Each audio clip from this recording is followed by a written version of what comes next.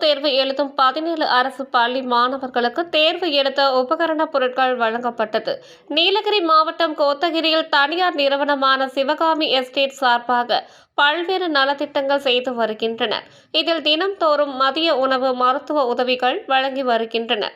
இந்த நிலையில் கோத்தகிரி சுற்று வட்டார பகுதிகளில் பல்வேறு அரசு பள்ளிகள் செயல்பட்டு வருகிறது.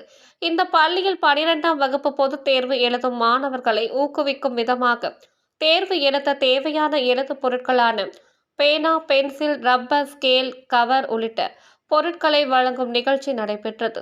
நிகழ்ச்சியில் சிறப்பு விருந்தினராக நிறுவனர் சிவகுமார் கலந்து கொண்டு எழுது பொருட்களை வழங்கினார். இந்த நிகழ்ச்சியை செய்தி தொடர்பாளர் தினேஷ் தொகுத்து வழங்கினார்.